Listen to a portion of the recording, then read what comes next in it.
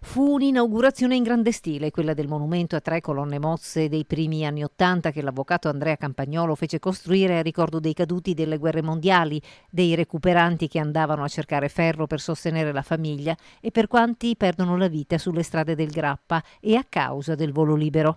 Ebbene, da 3 anni, in località Costalunga di Romano, lungo la Cadorna che porta al Grappa, c'è chi cura quel sito come fosse davvero un luogo sacro, piantandoci fiori, abbeverandoli con amore. Vedere un monumento così trascurato ai piedi del Grappa dove hanno combattuto 2 guerre mondiali mi sembrava una cosa assurda e me lo sono preso in consegna io. Quando è arrivato il virus, sembrava che non si poteva muoversi nessuno, ma il 25 aprile non volevo vedere il monumento senza fiori.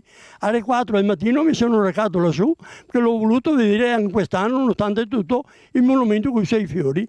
E da allora, un giorno sì, un giorno no, torno su a beverare. Ma c'è qualcosa che turba l'animo volenteroso del signor Chemello. E sono rimasto dispiacente di ancora il primo anno. L'anno scorso uguale, ma quest'anno peggio di tutto, perché quest'anno è la 4ª volta che portano via tutti i fiori, piantine e tutto, anche la terra perfino. Insomma, qualcuno andrebbe a rubare ripetutamente i bei fiori ai piedi del monumento.